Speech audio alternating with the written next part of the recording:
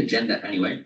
So we're going to quickly talk about the motivation and methodology for this project. I'll whiz through that as soon as possible. We're going to talk about what could be considered the most basic empirical findings of this project, which is what are the biggest challenges we're facing and what have been the biggest challenges we face. This project that I'm going to talk about was framed around the idea of 21st century challenges to peace, and to what extent the field of peace work, which is both the academic scholarly work regarding peace building, reconciliation, conflict resolution, etc., as well as the fields of practice and policy that are engaged in that field, how this whole field of peace work is or isn't prepared, and if we're not prepared, what should we be doing to prepare, right? So that's past and future challenges to peace are the most basic findings. Here's what people said were the biggest challenges, and then here's what people say will be the biggest challenges. Now, that then leads us to talk about really problems of complexity, right? Or what we're now all coming to learn this buzzword, which I think is becoming more than a buzzword, but polycrisis, right? That we're living in a moment where many crises are interacting to cause something, create something. Something is emerging that is beyond the heft of any of one of these crises, but they're coming together to create something that's bigger. And so we'll then reflect on the legitimacy or potentially illegitimacy of peace work as practice if that peace work is disciplined, is of one thing, is of one discipline or one kind of practice. Because the reality is that we have really hyper complex problems. We have to probably have really radically interdisciplinary approaches. And that's where we'll then talk about what I'm calling creative anti-disciplinarity. I'll talk about that when we get there and explain what I mean by that. At the end, though, we will have a slightly negative perspective here, because in reality, changing any field costs time and money and resources and manpower. And we seem to be at a point at which nobody really cares all that much about peace. And so what is the potential that we can invest the kind of time, money, and manpower that's going to be necessary to make this field influential as we progress further into this era of polycrisis? So my own motivation, I've pretty much said a lot of this. My field is peace and conflict studies. I've worked a lot in West Africa, looking at the local experiences of interventions. And really, unfortunately, what I learned from that is the massive big international interventions designed in Washington or New York or Brussels or Geneva don't have the experiences, produce or generate the experiences on the ground in communities that we would have liked them to. Right, so a lot of the things we did in the 90s and the early 2000s, not that they were a waste of time. Some of them had good effects. Some of them also had hugely negative effects.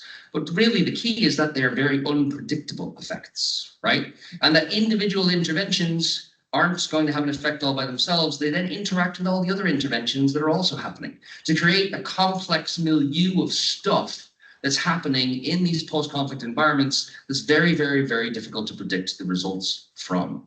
Right? It's very hard to say what the experiences of these things in the local communities are.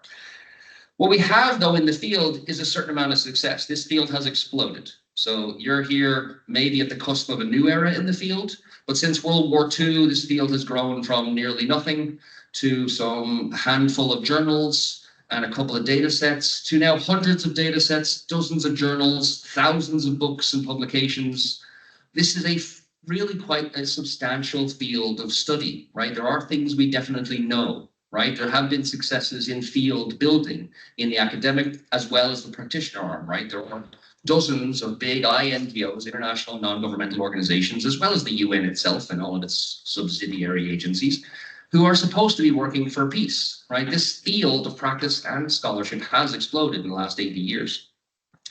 At the same time, as we're seeing now, the field doesn't seem to have a terrible amount of influence at moments like this when the world is calling for answers, or when power decides to exert itself through force and stops bothering to listen at all to the mechanisms of law and order and multilateral arrangements that we put in place, in essence, to avoid violent conflict.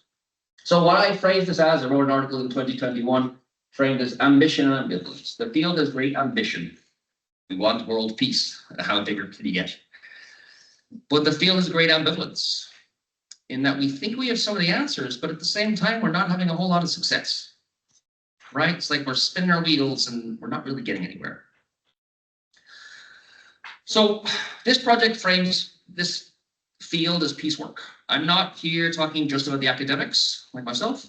I'm not talking about the NGOs, the practitioners who implement projects. I'm not only talking about the policymakers at the UN or the World Bank or the IMF who make really significant decisions, or the EU or the OECD, etc., regarding what to fund, right? I'm talking about the whole ball of wax, right? I'm trying to articulate, well, what is this field that's concerned with, or claims to be concerned with, developing peace, right? It's not a new label. You can find references to peace work all the way back into the 1880s. But generally, we tend to talk about peace building or conflict resolution or transitional justice, negotiation. We have these mediation, we have these subfields, and nobody really talks about peace work as a broad kind of field of practice and scholarship and thought and theory and policy. And that's the way I'm trying to think about it.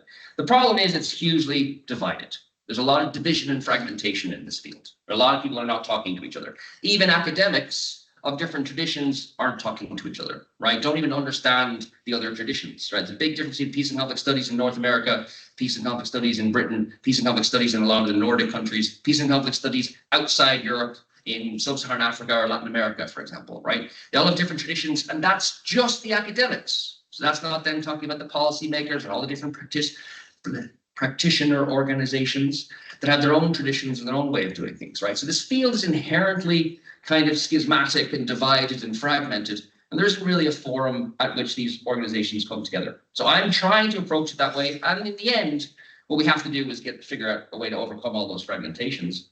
But first, I'm just want to articulate this is about peace work. It's not about peace and conflict studies, nor is it about practice. It's about all of it together. And this field has evolved. So it's easy at any given moment, when I was doing my undergraduate or my PhD, or now 20 years after starting my master's, it's easy at any of those individual moments to think of the field as a thing. Oh, you know, if you were in the 90s, you might have thought peace building is really revving up, right? And the UN's really active. We're ending all these wars. It's really good. And then at a later point, probably after 9/11, maybe kind of about 2006 to 2010, things are going wrong, right? And we were realizing some things aren't working. Afghanistan, that doesn't look good. Iraq, that doesn't look good. We don't really have a whole lot of positive stories in this kind of period. The issue is, though, it evolves. It changes. What peace work has to be at different points is different, right? When I was doing my PhD, nobody was talking about decolonization. There was a nascent kind of local term, the notion that kind of local voices need to be included. There need to be what we call buy-in. You don't see much literature these days about buy-in. You see literature about ownership, right? Back then, you didn't see literature about decolonization. Right? There might have been maybe the first kind of stuff was coming from other places, cultural studies or whatever was talking about decolonization, post-colonial studies, but not in peace building. Right, the field in essence has evolved over time. Right, before 1325, I'm sure we've all heard of 1325, UN Resolution 1325 passed about women's inclusion in peace and security mechanisms and negotiations and such.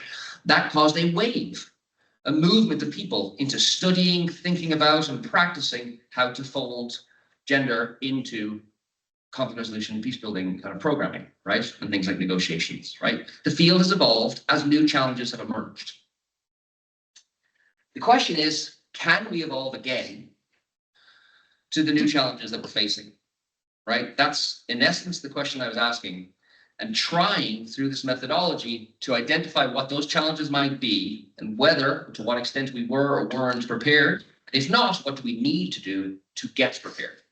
So in a super quick review here, 2 phases of interviews, one in 2018-19, it's funded by the Leverhulme Trust, thank you for them. And I interviewed in that first phase local practitioners, academics, and international practitioners, right? So local practitioners were primarily in Nigeria, 12 different peace building organizations working in Nigeria, individual representatives, obviously, of those NGOs. Academics were leading academics and practitioners at some of the biggest peace and conflict studies programs and think tanks all around the world. And international practitioners in phase 1 were based at 6 of the largest INGOs that do peace building work. Unfortunately, then my department kind of imploded and I had to take over as head of department. I thought that'd be fine. I just did all these interviews. Then the pandemic happened. And so research got put aside entirely for like 3 years. By the time I could go back, so I was asking people, what are the biggest challenges we're going to face? what are the biggest challenges this field is going to face? This is in 2018, before the pandemic itself, before AI, before Gaza, before Ukraine, right? Before climate change had really started to bite. In 2013 or so, when I got back to thinking about this research, I realized, oh, just in the last 5 years, everything has changed. So I went back, got another fellowship, this one from the Royal Society, and did a whole other tranche of interviews. This time, I unfortunately had to cut out the local practitioners, but I have the same number of academics, or thereabouts, the same number of international practitioners, or thereabouts, and I added in gatekeepers. So in other words, those who fund this kind of work from both practitioners, from both philanthropies and bilateral funders, and those who edit journals and edit the main book series in the field, and then new peace workers. And this is where the interdisciplinary aspect, another element of the interdisciplinarity comes in. New peace workers are people like, there's a whole field called business for peace or finance for peace. There's a whole field called tech or engineering for peace. There's peace tech labs and peace tech hubs. A whole bunch of people are talking about peace tech as a solution to all of our problems or some of our problems. There's literally a community called peace engineering, right? So they have a conference and everything, right? The other new peace workers are slightly less new, climate and peace, right? All the people now working in climate change and peace and arts and peace. Now, the reason those four were included was that those are the kinds of groups who in the first phase, people went, yeah, tech's a big problem, but we don't have any answers for that, right? Practitioners and academics in the first phase were talking about funding. Funding is a huge problem. We need to engage with business more, but we don't have any answers for that, right? So that was the reason to include these new peace workers, right? Different communities that may have different answers to face these challenges that we're facing. Ask them all about the past and future challenges, how and to what extent the future has or can respond. So what were those answers? The future challenges are exactly what you'd expect. They're the big, cool, maybe sexy problems that you read about in, I don't know, the Financial Times or the Guardian or the Atlantic or whatever kind of news media you read, right? Climate change, number one, 68% of respondents talk about climate change. Crisis of liberal democracy, right? Whether or not we have trust in liberal institutions, technological development, AI, social media, etc., polarization, populism, right? Both in Europe and North America, but a lot of the world, right? We were real concerned with the rise of populist parties, primarily of the right, but obviously there is also concern about the left. A lack of political will and leadership.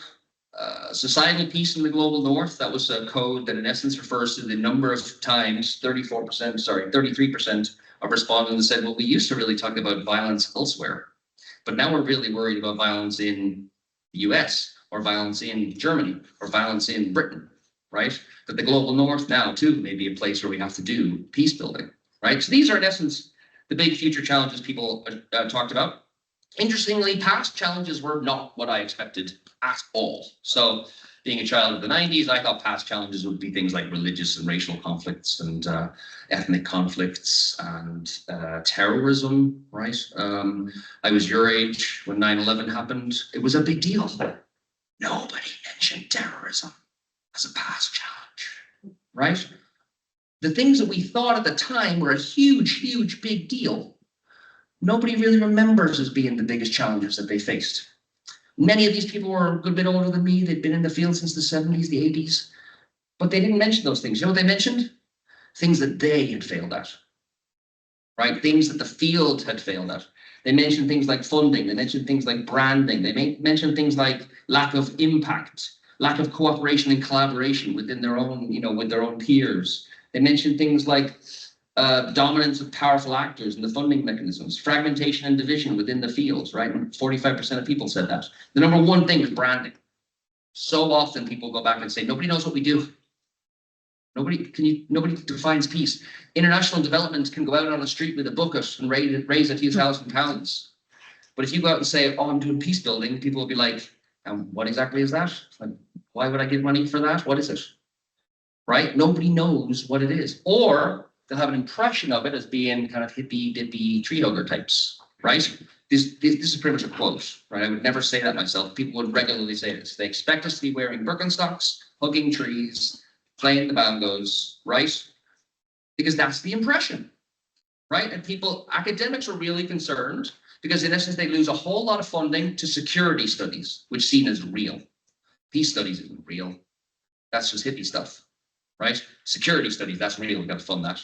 And practitioners would be concerned about international development. We lose all the funding to international development because that's seen as real. Peace building, mediation, dialogue groups, nobody will fund that, right? So simply, what the articulation, the thing I'm trying to point out is future versus past challenges. The future challenges are obviously prospective. They're things that are happening. AI, tech, climate change, right? The rise of authoritarian governance. These are things that are happening, but they're also out there. They're external, kind of global issues, they're geopolitical changes, right? Substantial things that are really happening in the world that maybe we don't fully understand yet. And therefore, they're less tractable. We don't really know anything about them. We're not really sure what to do. Whereas the past challenges are reflective. They're talking about what we failed at, right? The things that we failed to do, right? They're internal, they're about us, they're well known, right? Nobody it became almost like a joke in some of these interviews, kind of like, well, we talk about branding and funding all the time, right? Internally or within their organizations, or when they're meeting with other people at conferences who do what they do, or when they're chatting to colleagues who've moved to new organizations, the thing they talk about is funding and branding and the kind of failure of the field to do something about these things, or the limitations placed on the field because of these things. To that extent, therefore, they're known, they should be tractable. They should be something we can do something about, right? And part of this is that there's the notion of a simple past.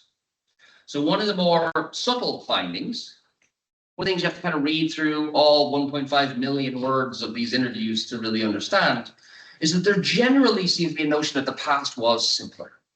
That things are getting more complex, right?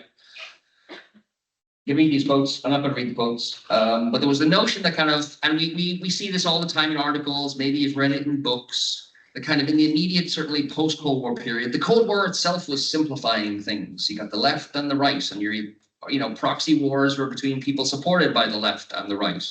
And in the 90s, all of that kind of pressure from those international dynamics went away, and we were able to, in essence, negotiate between these parties. And there was a very simple, I'm not saying it's true, but there was a very simple, somewhat linear notion that therefore we were able to do peace, right? Peace building, transitional justice, gender programming, good governance reforms, and it all went in and built peace. Whereas now we're entering into something that's much more complex. There's many more moving parts, many more dynamics, right? Now, sometimes that's implied complexity. I'm not sure to what extent you guys have really been reading enough of this, but over the last 10 years or so, complexity theory as a field of study that has a much longer history has been imported into peace and conflict studies.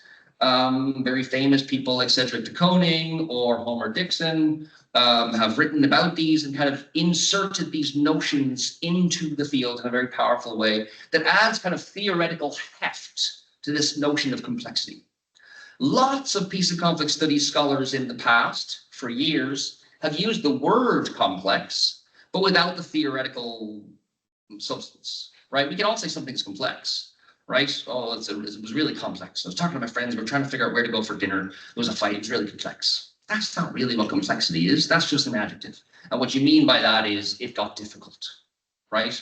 So for years, in peace and conflict studies, people would use a word like complex, but they didn't have any of the theoretical heft to it. They were just meaning to mean it was complicated. It was difficult. There were lots of things happening and we didn't know what was happening, right? Whereas, and that's implied complexity, right? There's just kind of, it was difficult. You're not kind of using, therefore, what I would consider explicit references to complexity, which are clearly connected to the concepts of complexity, right? Complexity as a science, and it has completely been imported from the hard sciences, is about non-linear dynamics. It's about the unpredictability. When we put an input into a situation, will it have a proportional effect on the output, right? So in the 90s, when we had this somewhat linear, simplistic notion of post-conflict peace building, there was the idea that if we funded this intervention at this level, it will have so much benefit. So let's scale it up. If we put 10 times as much money, there's no notion that you'll have 10 times the benefit, right? You're probably, none of you have been practitioners or maybe been to academic conferences, but there's never a time I've been to one of these kinds of meetings where somebody doesn't go, how do we scale it up? right? Because the notion is more money, more inputs means more outputs, right? This is a linear notion, a non-complex notion. Complexity, on the other hand, does not assume that there will be any such linear relationship. Small little effects can have huge outputs. Or you can put tons and tons and tons of inputs into a thing and nothing changes, right?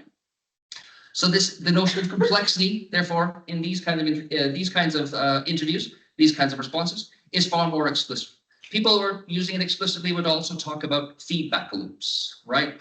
They would talk about the interaction of different dynamics, different system elements, creating emergent properties, right? These kind of terms are in essence part of the theoretical construct of complexity theory, right? So you can take that away and read lots of stuff about complexity theory. Some of it's difficult to read, but it is very, very, very valuable because what it tells us is, or kind of foundations that it gives you, is a way to think through the unpredictability of contexts that you don't understand, right? Anybody who's ever done field work in a place is very different from where they come from. I lived in Sierra Leone for 2 years, over 4 different trips, over 2 major projects. And it takes 6 or 8 months just to figure out what's different. Never mind to figure out what's happening, right? Cultures around the world, societies around the world, politics around the world, economics around the world, spiritual systems around the world are all very, very different from each other. So they're surely different from whatever you understand as reality. And not only that, but all those systems interact, right? So that societies are already complex. And then when we drop in or impose an intervention, it has all kinds of non-linear effects. They interact with all of those interlocked systems that were already there and were already overly complex. And that makes it really, really, really unpredictable to know what kind of effect this is going to have. Even if it seems like a positive thing, let's educate young women. How could that be bad? I don't know, but it could be, right? We just do not know, right? The unpredictability. Now, the thing that seems to be central to triggering this complexity thinking, the explicit complexity in a lot of people, is the recognition of the importance of climate change. As I said, climate change was the #1 response regarding future challenges. Not everybody mentioned it, which almost seems weird, to be honest.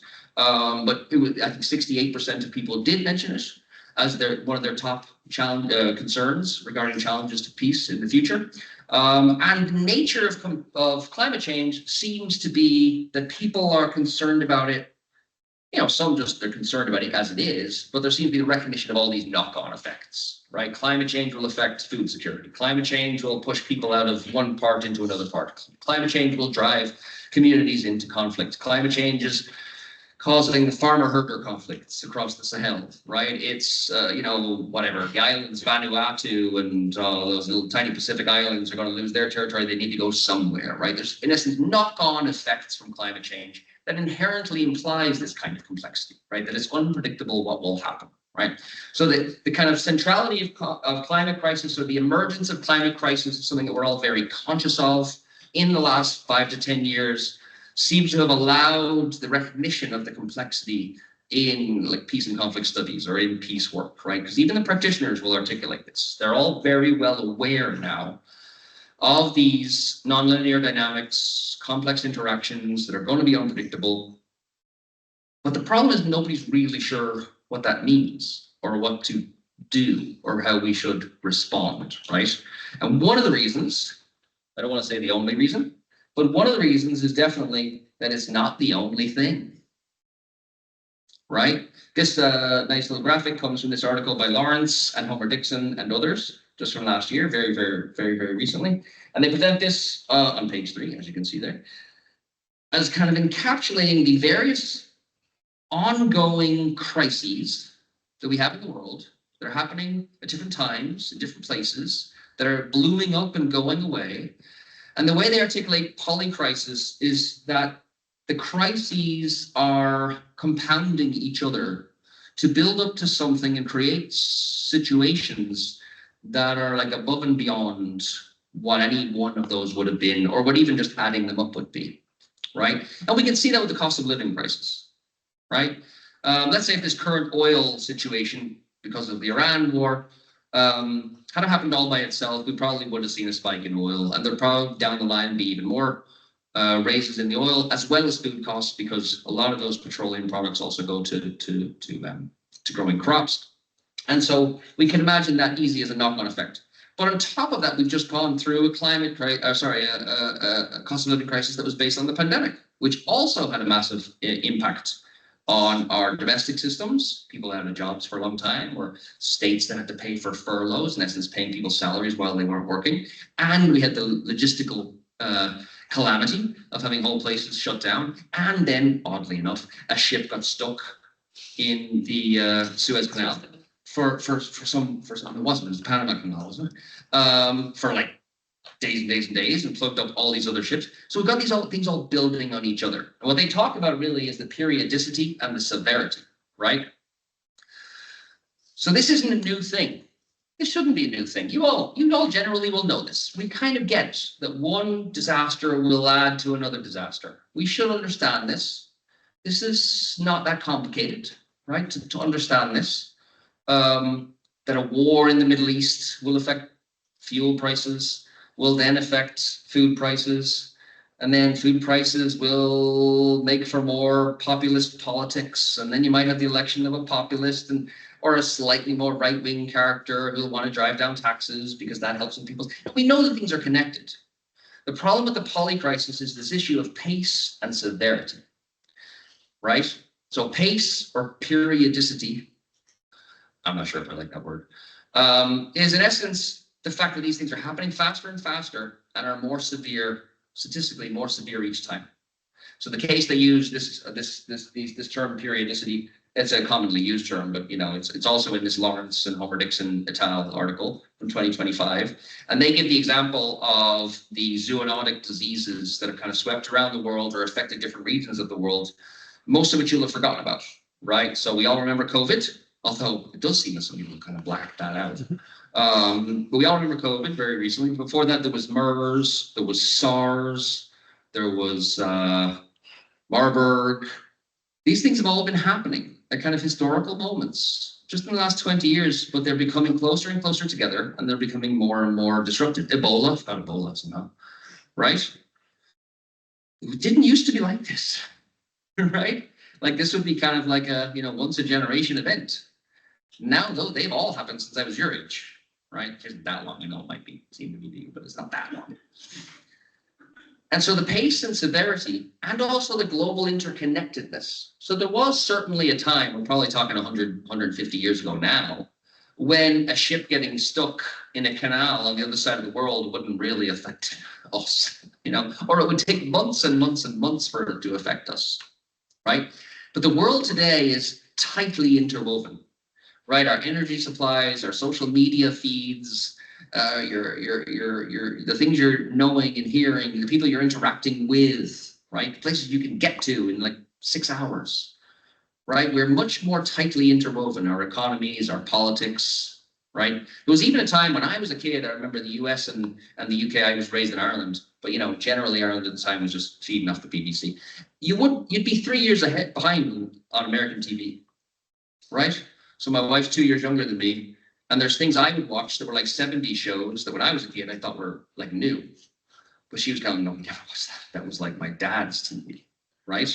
Because Europe was kind of that far behind on Hollywood product. Now, of course, something comes out on Netflix, we all have it, right? Comes out on Disney Plus, we all have it. We're becoming much more tightly interwoven.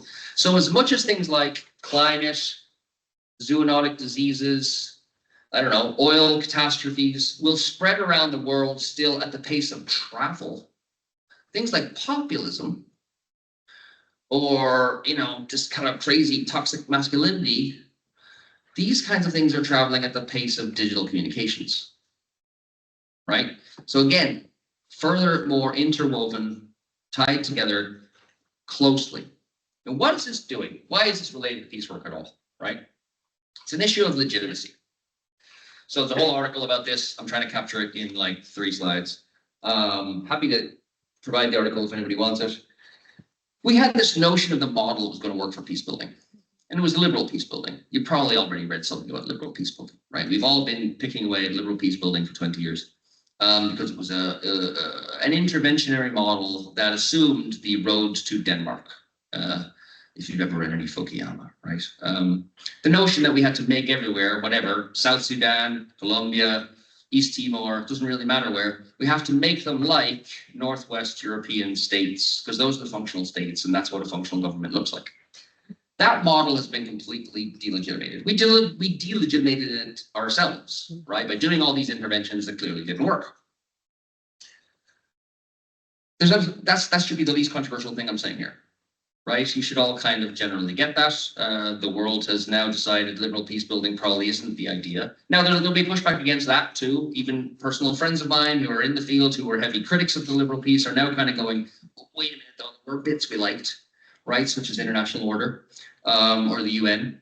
But generally, there's the notion that the imposition of the various mechanisms of Western governance just simply weren't transportable in the way that we thought they were, right? Certainly not as easily as we imagined them to be. But once that's done, the delegitimization of that model is also being compounded by the delegitimization of those who pushed that model, right? Those who were doing the intervening, right? So the UN and its various agents, institutions, component bodies, but certainly many European states, certainly the US, places like the OECD, the IMF, the World Bank, that funded these kinds of interventions, have also been in parallel delegitimized as peace actors. To the point that when you say to, and I work primarily, most of my field work before this has always been in West Africa, but I work with people, various people all around Sub-Saharan Africa, people I talk to at conferences. And when I say, but if these actors go away, you'll be left with like Russia and China. And they're kind of like, what's the deal? So what? What's the difference? Like, why do you imagine China would be worse than France? Like, Britain and the US just came and stole everything. How do you think China's going to be any difference? Right? So we've kind of, to some extent, delegitimized, as the model failed, and as the actors who most pushed the model, we have also delegitimized, to some extent, ourselves. Right? When I say ourselves, I'm assuming most people in here are citizens of, or resident in those kinds of states, right? I'm a citizen of Ireland. I live in the UK. I lived here once. I lived in the US for a long time. Certainly all of those states would be representatives of that model, right? Actors who pushed that model, who argued for that model, who tried to implement things to create that model. Now, the real worry, of course, as I say, this was an argument for the whole article, so I'm jumping over a lot of things. The real worry is when we get to a point in which peace itself is delegitimized, right? And this is what I made a half joke earlier, and I said peace is thing we don't seem to care about peace anymore, right? But I do think actually that's what we're seeing is the emergence of ideas or the use of peace. There's a couple articles you might want to Google about peace washing, right? Where the term is being used. I think the Board of Peace, Trump's Board of Peace is a very good example, where we're using the word, but it is no longer anything that people in the peace work field would identify as peace, right? And part of that is that the way we've been conceiving of peace has always been a progressively developing notion of a just peace, right? So we went from just a victor's peace, whoever wins gets to decide what justice is and gets to decide what peace is, through things like a positive peace, feminist peace, green peace, not the organization, but the notion that, the environment also should have rights. These were all further instantiations of a notion of a justice-oriented peace. The concept of what deserves justice changed, right? You can see that from victor's peace, feminist peace, green peace, right? The victor, gender, women, the environment, right? But they were all justice-oriented. And we seem to be now, with the delegitimization of the model that had dominated, and then the delegitimation of the actors that push the model, we seem to have shifted into a period in which justice is no longer part of the debate, where force itself gets to say what peace is, right? The Board of Peace. And one of the key problems here, to get to kind of a key critical point that you may have heard of, but I gather many haven't, is that we just don't pay for peace. Peace and justice are values that we don't value. I'm trying to, it's like tagline.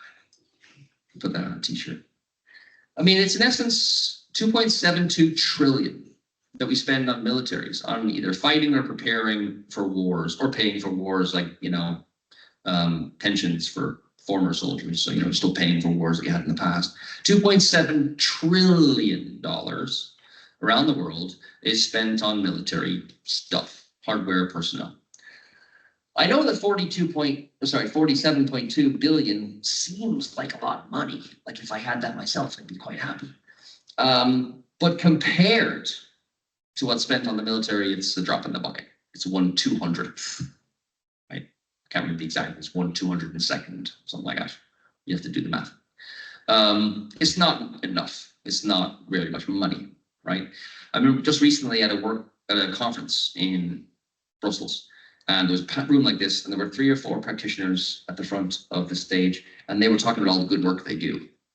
You know, we're working in this place, we're working in that place, we have a team in this place, we're doing all this. And one of the academics in the audience was like, Jesus, I mean, if you're doing all this good stuff, how are we not doing anything? How are we not having an impact? There's a lot of frustration in the field right now. And one of the kind of people at the front was like, well, I mean, let's be honest about this. When I say we're doing this work, like that office in the DRC is 3 people. This office in East Timor is 1.5 people, right? Because somebody's on maternity leave. You know what I mean? Like, there's just no capacity to do very much at all, right? And one of my interviews, when I brought this point up, it's like, why are we not succeeding? He was kind of like, well, what would you expect? Like, you know, that's kind of like going to like a sword fight with a butter knife and wondering why you lost. You know, he didn't say that, I'm paraphrasing. He did a longer explanation. But in essence, kind of like, you shouldn't expect success. You are not investing in success, right? We're investing in just kind of barely attempting even, right? There's no chance of this being successful, right? It's not, the argument shouldn't be, why are we failing, right? The argument should be kind of more on the lines of like, well, how are we even here, right?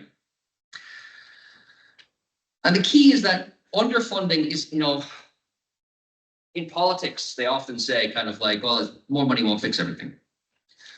But more money definitely helps, right? Because less money actually has effects, right? So one of the things that we regularly talking about, that the interviewees are regularly talking about, is the effect of having so little money. And the effect of the money being always short term.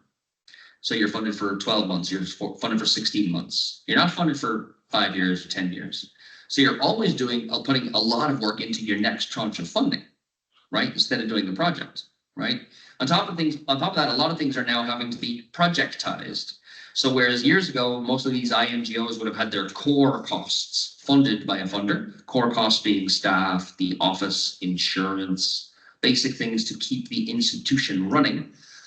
As core funding has disappeared and funders are only willing to fund the actual project, they have to hide that funding inside projects or simply not have it funded, right? So even staff, instead of being professionals who have a career and they can rely on this salary and invest in this career, know that they have only 12 or 18 months of a contract and then they might be out of a job, right? It's interesting that when I was going to re-interview for the second phase, wanted to do 50% re-interviews and use the other 50% to have a more global, diverse sampling of people. So 24 academics in the first phase. Could I get 12 of those same people and then 12 more diverse voices from the academic community? Not a problem. Academics generally have jobs and they kind of stay there. So some of the people who had been head of a department or had been running a research institution might have stepped back and now they're just a professor again and somebody more junior has taken on the leadership role, but they didn't go anywhere, right? Other than those who retired, all the academics are still academics. I couldn't get 50% return interviews from the practitioners because so many of them had moved on. Maybe not even to, sometimes into international development, sometimes into one of the policy organizations, sometimes to just corporate work. Because in essence, there's so much turnover, right? An insane amount of turnover in these organizations. So there's no predictability, right? Because everything has to be projectized. It also results in far more rigid and restrictive and non-creative practice. Because things are projectized, the funder has said you have to do X, Y, and Z, and the funder's dictating that X, Y, and Z happens, then you do X, Y, and Z, right? Some interviewees were perfectly willing to say, I've seen a thing happen. I knew within 3 or 6 months that this wasn't going to work, but it was an 18-month project. So we just did it anyway. You keep doing it because that's what the money's coming in for, right? The number of people who are articulating kind of the restrictions on what's possible because the funders have already decided what needs to be done, right? And the funders are in essence dictating what's happened, and you are dependent on that funder for jobs, for your own staff, as well as for partners in country who require you to get more money, right? So we have this kind of cycle where things are really, really restrictive, and it comes down to this issue of bureaucracy over substance, right?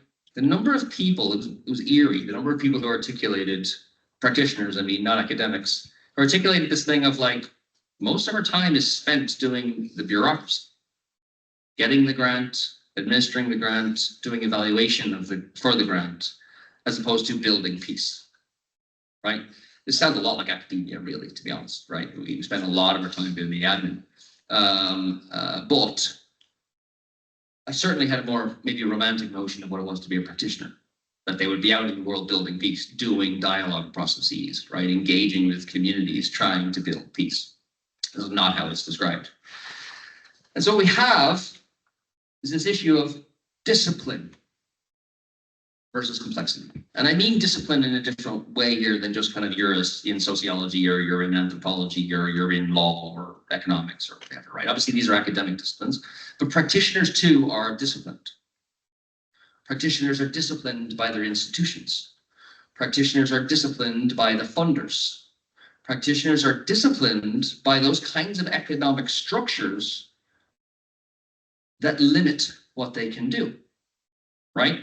We like to think, as academics, we like to think of our discipline as kind of like this ideology or identity for ourselves. I am a sociologist, or I am an economist. But the word itself comes from this notion that it's creating a way of thought in you, right? And the way of thought that practitioners are being disciplined to is more about the bureaucracy of what they're doing than the kind of what they supposedly, maybe ethically, morally, or normatively would be trying to do, right? Build peace. Careers are getting lost in essence. Well-meaning careers, people who started out like you, wanting work in development or peace or human rights or transitional justice, are getting lost to this kind of churn of underfunded, bureaucratized, projectized, administrative kind of work. Academics too, we're in very much the same situation, right? The less money there is for such things, the more disciplined we are. But remember, this is why it's titled Disciplinarity versus Complexity, the problems aren't getting easier. So even as the funding constricts what we can do, as the funding dictates the limitations on our creativity in response to the challenges are actually just getting harder. They're not getting easier, right? They're not even staying the same, right? They're getting ever more difficult, right? The pace and the periodicity of crises is increasing. So to this notion of creative anti-disciplinarity, this is a new thing. So let's see how this goes. The last chunk of these interviews, all of these interviews with academics, practitioners, funders, new peace workers, the last chunk of the interviews with all of them was asking them, okay, well, if those are the challenges, what should we be doing? And I was very serious about this. What should I be doing? So as an academic who runs an MSc program in peace and conflict studies, what skills, what approaches, what theories, what methods should I be, in essence, trying to give future peace workers so that the next generation can deal with these challenges? Or we'll at least have like a toolkit, some kind of ways to deal with these challenges. And there's altogether a number of different categories for these, but some of them are somewhat obvious, right? Hard skills like analysis, methods, writing. Not a lot, actually. Not a lot of people focus on those things as much as you think. But that was one category. Preparation for practice. So there's quite a bit of like, engagement with, respect for, skills like languages and cultural competencies that are going to be necessary for engaging with practitioners, whether like, at your country level or in country in a conflict context. Basic employability skills, that should be a given. You need to be able to write, you need to be able to speak clearly, send a nice personable email. These things are all important. Actually, far more common was personal skills, right? I hope these seriously, take this seriously. Humility was mentioned 5 times more than mediation, right? There was the notion that people who graduate from the kind of elite programs or most practitioners come from don't have many of these personal characteristics, right? There's a real dearth of humility and flexibility and leadership and empathy, etc. In the graduates that many practitioners and academics were producing and practitioners were hiring, right? I'll say it again, 5 times as many people mentioned humility as mentioned mediation, right? That's crazy. That's one of the kind of findings where I was like, that can't be right. Let me check that, right? But it's true. And the reason I think is because a lot of things that like are hard skills or mediation skills or like peace and conflict study skills, conflict resolution kind of skills, they expect you to pick them up in the job. Whereas things like humility and empathy, they're kind of baked in from when you're a toddler, right? Those are the things your parents should have given you. Those are the things high school could give you. Those are the things you should be at least learning to embody now. So there was the notion more that, listen, by the time they get to us, if they aren't humble, they're not going to be able to do this. By the time they get to us, if they don't have empathy, they're just not going to be able to do this. You can't be 25 and learn how to be empathic, right? They can teach you some mediation skills. They can teach you how to run a spreadsheet or whatever it is that you need to be able to do. They can teach you their evaluation processes, right? But they can't teach you how to be a good person, right? But one of the things I want to focus on here is how much people are focusing on interdisciplinary skills, right? 104 quotes from 49 interviews. There was 90, this is only the analysis of the practitioners and the academics. So of 99 interviews with practitioners and academics, 49 focused on or mentioned, some of them multiple times because 104 quotes were coded this way, more interdisciplinarity, right? Now this captures this notion that there's a lot of things we are not prepared to know, right? This was rarely my kind of interdisciplinarity. It was rarely, yeah, we need political scientists, it's not sociologists. That happens all the time. Right? It wasn't kind of, yeah, we need economists and political scientists to talk more. No, right? It was, we need business and finance to be engaged in mediation processes. We need law and marketing. We need tech to be developing apps for gender inclusion. Do you know what I mean? Like it was more radical disciplinarity than what most of us are prepared to do. Now, I'm guessing it's a liberal arts college. Everyone here is from the social sciences or law or business, right? Maybe education. I don't know everything that's taught here. But there's probably nobody here from engineering. Yay! Anybody from business or finance? The same engineer, kind of does everything. We're a Renaissance man back there. I mean, we in essence don't have much of it, but you can see 76 quotes from 44 interviews talk about cooperation between scholars. 28 interviews talk about trying to navigate the complexity, right? We need to develop an ability, no offense, to reach out beyond you, to reach out beyond me, right? And we don't have it, right? When I would talk to those who are the new peace workers, there was this schism, there was this other world they were living in, particularly the engineers and the business and finance people, right? They had no real knowledge of peace and conflict studies or conflict resolution or peace building, these literatures.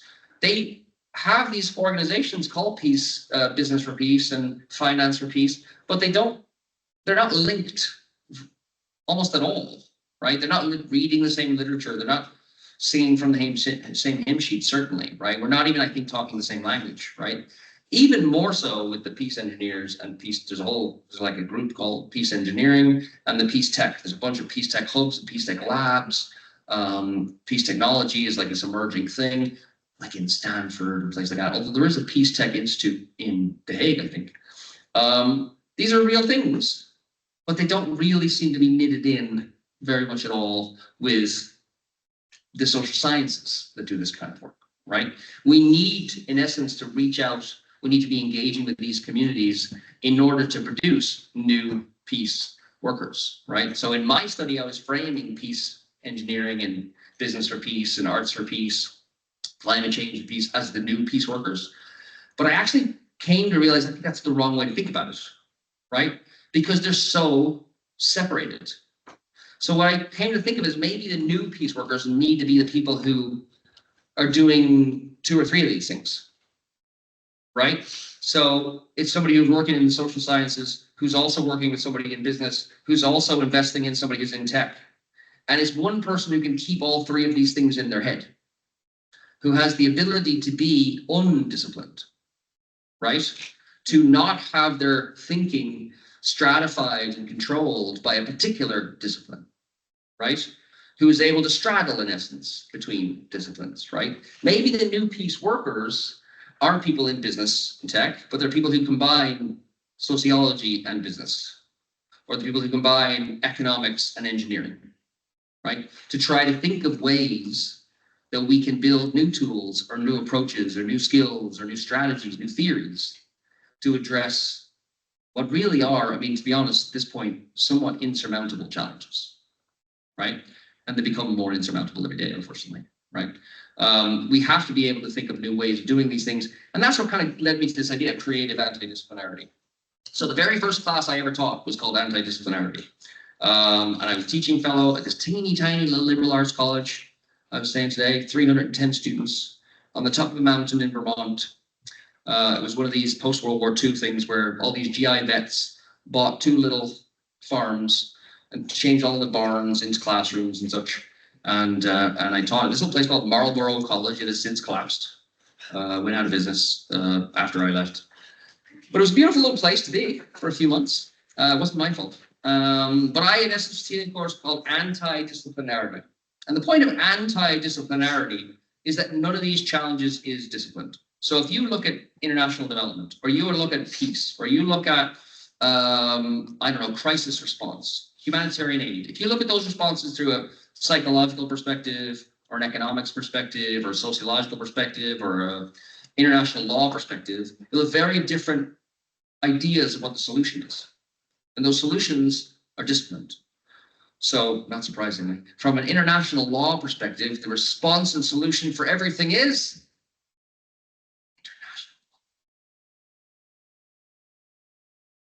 right? From an economics perspective, the response to everything is more or less tax, right? So it's disciplined, it's simplified, it's linear, right? If we at all hope to be able to respond to the challenges we're facing now, we need to have much more radical ideas, right? We need to be much more creative about the kinds of connections and across theories that we're making. That does require, though, to be able to balance tension and ambiguity and discomfort, right? One thing I've really realized, so I've always worked across sociology, political science, mainly IR, and anthropology. And I've published in history journals, psychology journals, anthropology, economics, human rights, lots of different journals. Whether or not I've represented their disciplines appropriately, I don't know. But certainly those 3, sociology, anthropology, and IR, I'm very comfortable, all 3 of those. One of the things I realize I'm not comfortable with is when you have to be radically interdisciplinary. When you have to think like somebody who's making AI models. And therefore you have to cut out things that we would consider very, very important in, say, anthropology or sociology, right? Well, we can get the models to do X, but we have to take out the gender dimension. But we can make it do enough to be useful, but we have to take out anything about Indigenous empowerment. Right? Because we have certain things that we're disciplined to think are important, right? And other mechanisms, other potential solutions may have to exclude some of those things, right? Because the possible solution, the good, will not always be perfect, right? In the interdisciplinary, especially in the radical interdisciplinary, when you've got, I don't know, English lit people working with physicists, that's about as radical I can go over right now, they will almost by definition not have shared understandings of the world, not have shared understandings of the problem, and not have shared understandings of the solution. And so we need to learn, therefore, to be comfortable with that kind of tension. The problem is time and resources, right? That's kind of where I'm entering this, right? Vision, leadership, and political will. In case you haven't noticed, academia doesn't give you much time. You have 3 or 4 years, depending on the university system you're in, to learn your discipline. Even if you want to get a master's, 1 or 2 years, depending again on the tradition. You can learn more, but it's usually disciplined, right? It'll be maybe in 1 or 2 disciplines if it's kind of interdisciplinary type thing. I don't know, digital culture or something, right? Then you might do a PhD, even that, 3 or 4. Well, you can go 7 or 8 years if you're in the States, but I wouldn't advise it.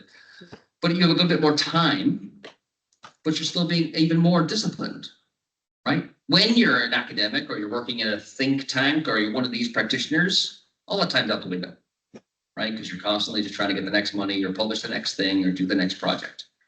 So as a field, and this really is about the field, I'm not sure how pertinent this is to any students. I know it's pertinent to some of you guys though. As a field, if we don't figure out a way to have time, to have conversations, to work through the kinds of theories and tensions and ambiguities that are inherent in any kind of anti-disciplinary practice that is probably necessary to respond to the kind of global challenges that we're facing, we are pretty much going to make ourselves irrelevant, right? We may have made ourselves irrelevant already, right? There's nobody in peace and conflict studies or with that kind of background at the table when Pete Hegseth is deciding whether or not to drop bombs, right? We're not in the conversation, right? How do we make ourselves more in the conversation 5, 10, 15 years down the road, the next time these kinds of things happen? I'm not really sure, but I can pretty much guarantee if we keep doing what we're doing now and become ever more disciplined, ever more focused, and ever more restricted by the money, we don't figure out how to get time, money, and resources to have conversations about how to put ourselves in a different position, then we're just going to be as marginalized as we are right now. So to some extent, at 37 seconds left, brilliantly timed, thank you, me.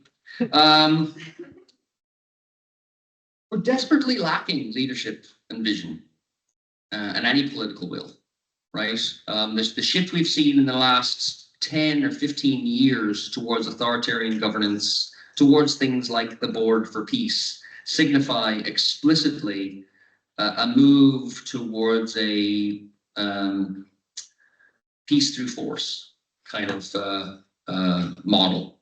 Might makes right. This is pretty much the opposite of what the field and all of its data over 80 years would argue we should be working towards. It's also exactly what we know will be unstable. It's exactly what we know will create the kinds of dynamics of power that lead to breaches of power, that lead to abuses, right? The kind of dynamics that will lead to ethnic groups being targeted, people of minority groups, whether that's gendered or religion or ability or race or anything else being targeted, right? We know where this goes. Hundreds of years of human history tells us where this goes. We don't need to be reliving it, right? We are, somehow we got here, but we don't need to be. But we need to have, in essence, something else, some kind of leadership, some kind of vision to be doing something else. On that positive note, I will end. Thank you very much.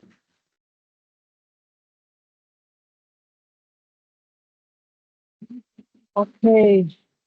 Thank you very much, Professor Gearoid Millar, for this very inspiring presentation. So while we try to reflect on this, and also for the people online, on some questions for the presenter, we have 2 comments from members of our TG, of our thematic group on peace and conflict. The first one is from Carla Enriquez. Carla holds a doctorate in American Studies and a sociological, she has a social psychology background, and she teaches and researches at the University of Louvain. So, and in the meantime, I will ask you to think about some of the possible questions that you may have. We have here about, from just at the top of my mind, I just connected also with what we have seen in the course, issues about peace, of positive peace, of what is the field, what is the discipline. Also, but you can think about yourself. You are this new generation that is going to trace to judge the past challenges and how this generation answers to that, and what possible commitments we can have in the future. So you can think about those possibilities. So Carla, if you want from yes, but maybe for the I think you have to be for teams. Yes, thank you.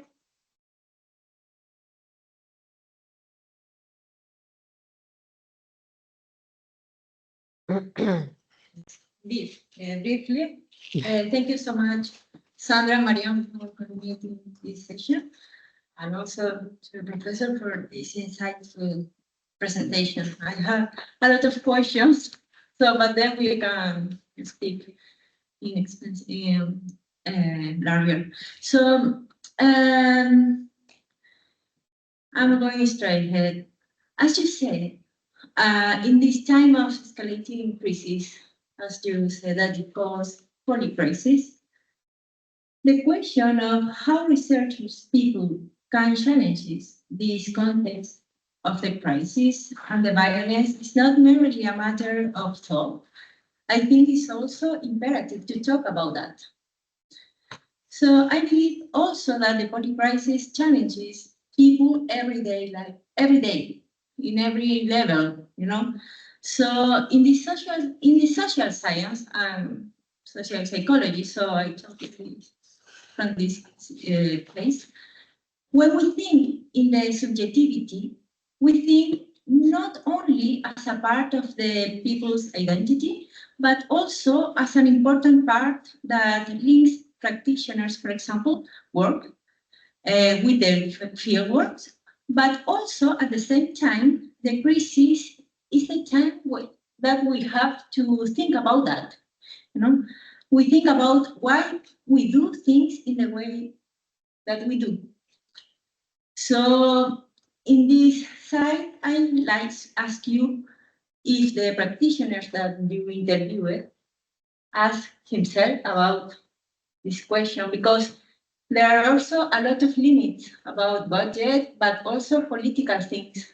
So what happened with the practitioners, with their own identity?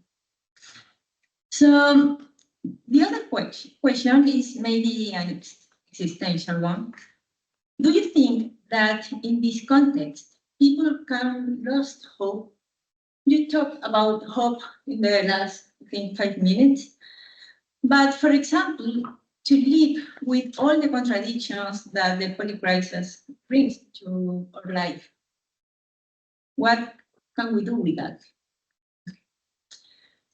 So, as you say in your mind argument, this context of polycrisis will demand a comprehensive reorientation of the field of peace work.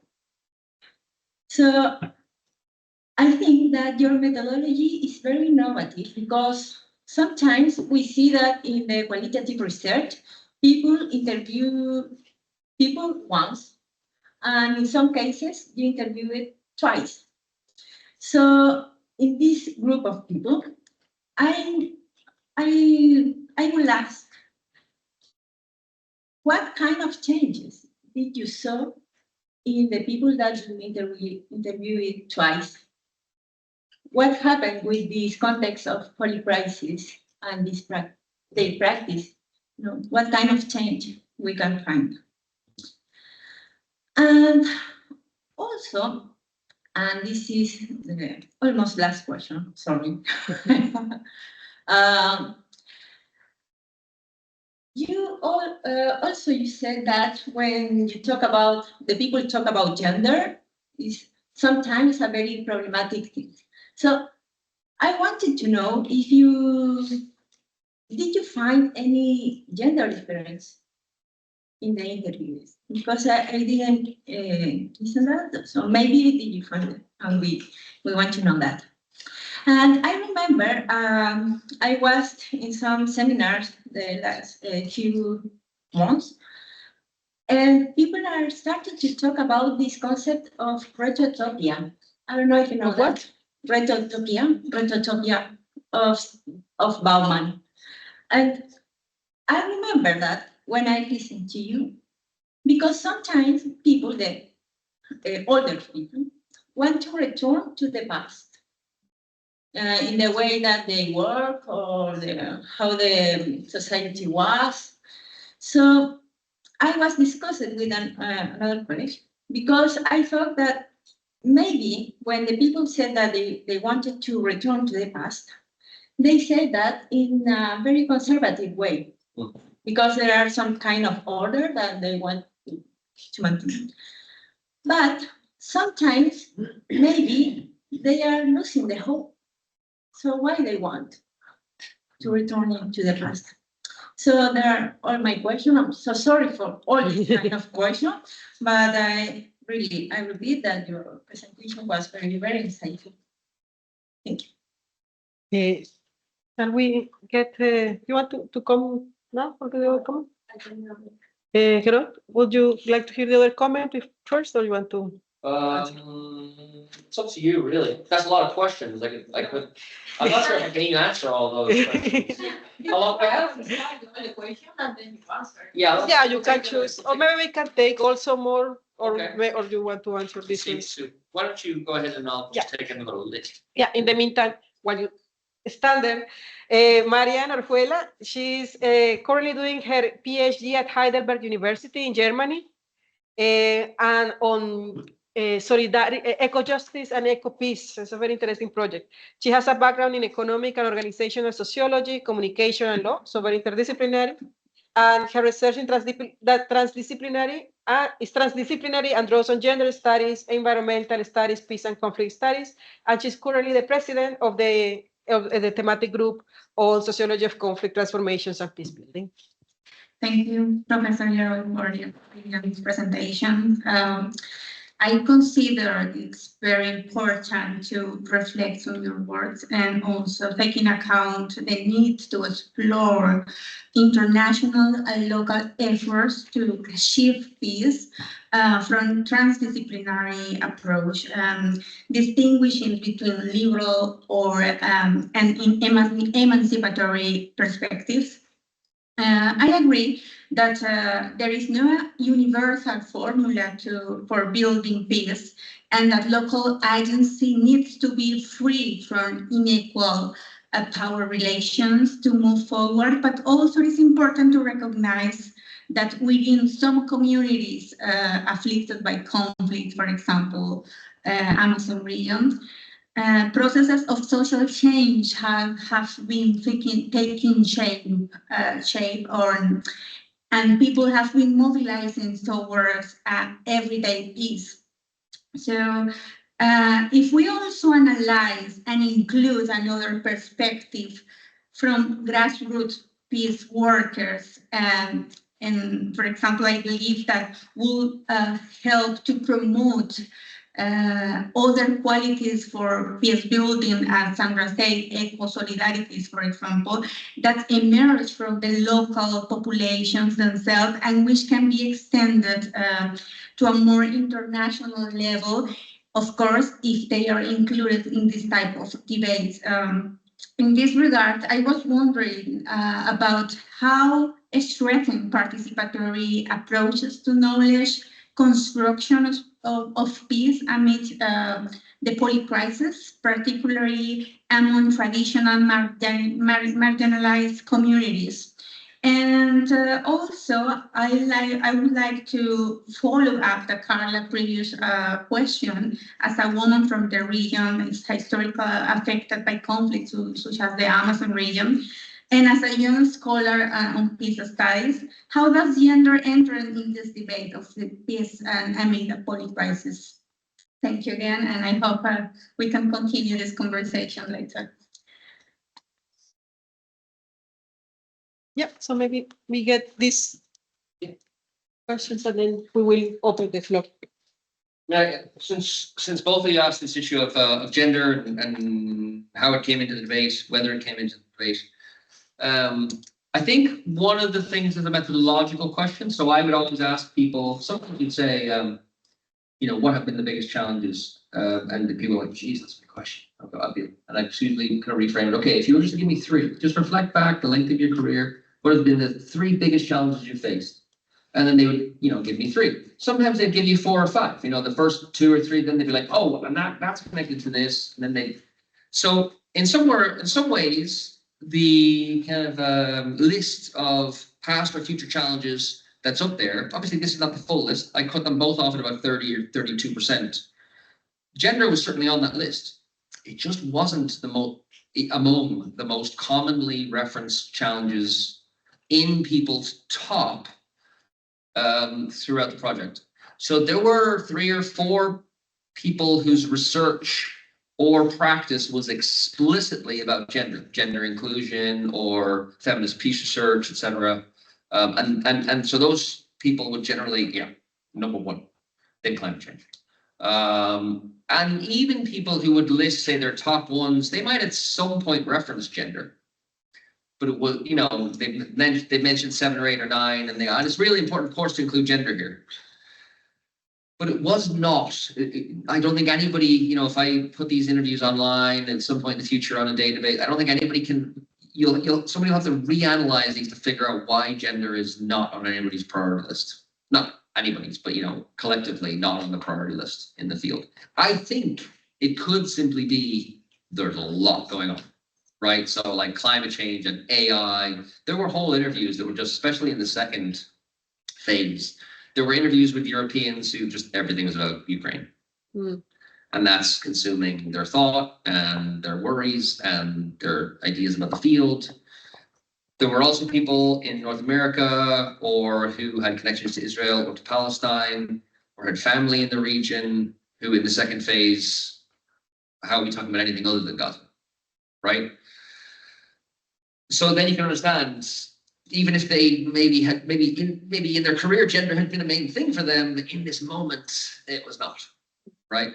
So I think partially it's a methodological thing. If I had started these interviews by throwing out gender as an example, then probably I would have got gender back. But my point was to try to not trigger people and just say, just top 4, top 5. You know, I'm not trying to influence it. And gender was not on the kind of collective priority list in this window of time. We're talking here between 2018 and 2025, sorry. I wanted to address this issue of hope, because this is totally a question I get after every talk. I don't know why. Every talk I give, and it's the 6th or 7th time I've been kind of presenting the work in different places, and this question of hope almost always comes up. And I have to refer to the way people would answer this, because I would often ask the question myself, right? How can we have any hope? And because people were, I mean, some people would give me the most horrifying kind of predictions for what was going to happen, but then at the end they'd be like, but we have to do this, we have to do that. I'm like, how are you even? I'm like, I can't even pick myself up off the floor at this point, but they were still expressing hope. And so some people would explain it in different ways, right? So like some people would say, you know, who the hell are we to whine about not having hope, right? Like I'm sitting wherever, Brussels or New York or Berlin or whatever, and you're there at your computer in Aberdeen, and you, I'm sure, have a job and a salary and a house and food, and Gaza is happening. Like, if I'm working with partners in Yemen or wherever, and they still have hope, I kind of have a responsibility to have hope, right? Like, even if I personally don't feel a whole lot of hope, or I'm a skeptic, it's not in any sense my role to kind of drop the ball and, you know, shove my head in the sand if local communities are still finding a way to live through this. The other thing people would say pretty regularly was, everything changes. So like people might have felt this during the Cuban Missile Crisis. People might have felt this during the, you know, the peak of the Cold War. People might have felt like this right after 9/11 and the invasion of Afghanistan. But everything does change, right? And it was kind of like this too will pass kind of mindset. Like, yes, this all sounds horrible, but World War I ended. World War II ended. Afghanistan ended. Right, like these kinds of things, Vietnam ended.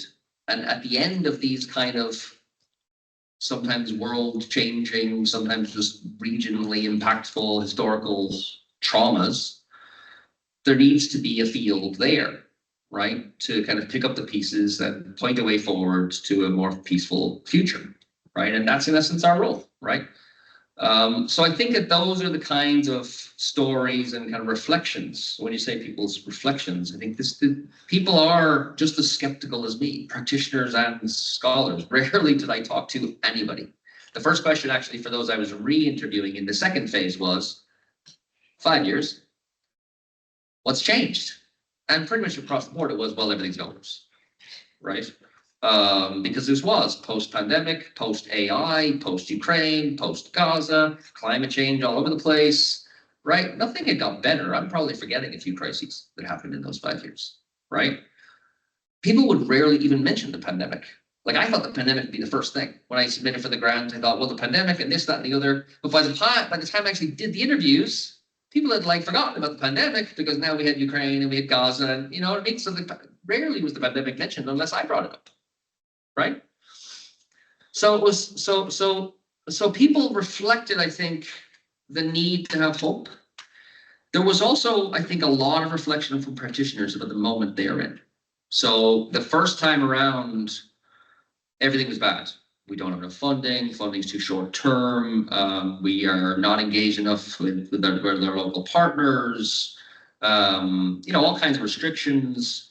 The second time around, things had really bitten. So organizations that had been defunded for a decade or more had closed offices, had shrunk offices. Lots of people had lost jobs. Some of the re-interviewees had been senior people at NGOs that were now working as consultants because they no longer had jobs. So, I mean, the field was shrinking and the field has continued to shrink. And the big question is whether there'll be a field at all. I mean, a number of people, I'm not going to say it's the majority, but a number of people when I would ask, well, how do we train the peace workers of the future? They'd be kind of like, why do you imagine there's going to be peace workers in the future? Like this field is dying. This field is going away. There won't be jobs. And that wasn't the majority, right? There was also the articulation that there won't be jobs for people who look like this, right? Because in essence, the more the money shrinks, the less support there will be for anybody doing this work in London or Brussels or New York or DC. And all of any programmatic money will go to people in the regions, which some people said, as it should have been the whole time. Why were we ever having white Europeans doing these jobs? Doesn't make any sense. So some people were perfectly happy with that change. They tended to be people, though, who were senior enough to work in consulting and probably still made a ton of money. I really don't know. But there was a lot of reflection. And I think from some, I mean, that interview, I think I put it up on the slide with the very now senior person who was with one of the big NGOs who described, and he's been working in the field. Our careers are somewhat parallel. Same kind of time as me, same about age as me. Came into that practice field when I was starting as an academic. He's now senior as I eventually made it to professor. And he was reflecting that this quote that I put up from him, I'm pretty sure was the one, I can't really remember exactly which quotes I left in, but I'm pretty sure it was the one where he said, you know, I've seen projects that, you know, I knew within months that were going to fail, but we have to do them because that's what the funding tells us to do. And he's very reflective. He's been doing this for 20 years at all kinds of levels, from the bottom right up through. And so it's like senior management roles. And he was very reflective on it just isn't working, right? But that kind of reflection always also leads to, we just have to do it better. Like, who are we to just kind of keep doing it this way when we know it doesn't work? So I think in some ways, that's where I think the field is. Academics too, practitioners, funders even, right? It hasn't worked. Peace has not, you know, it wasn't the end of history, right? History actually went on, and now we're in a newly violent, potentially very destructive period, and peace work needs to figure out what we got wrong so that we don't leave ourselves in the same position again, right? Doesn't mean that the field should go away, doesn't mean the practice should end. It just means that we clearly got it wrong and we need to do something quite differently. So there was change that I saw between the first and second interviews, but it was mainly negative, and it was mainly more reflection. Do you know what I mean? It was mainly people kind of realizing we need to do something quite different. I'm not sure about this issue that you asked about regarding the prospects for kind of grassroots, local communities, indigenous communities. I think that the word certainly interviewees who said that's where all the hope is, right? Local communities, you know, like there's a long, again, for students, maybe you've read it, maybe you have, there's lots of literature on indigenous communities for peace, peace parks, zones of peace, the way in which local communities do peace all for themselves, as in when international interveners don't come, or even sometimes they reject international interventions because they're able to do it themselves and they don't need it and they know it'll be disruptive or there'll be money that'll mess everything up, and they establish their own peace. And some people are like, that's what peace should be, and that's probably where we can gain the lessons. What I'm nervous about is the notion that we can then scale that up. This is exactly the kind of problem that we have. Oh, it worked in this tiny little village. How do we scale it up?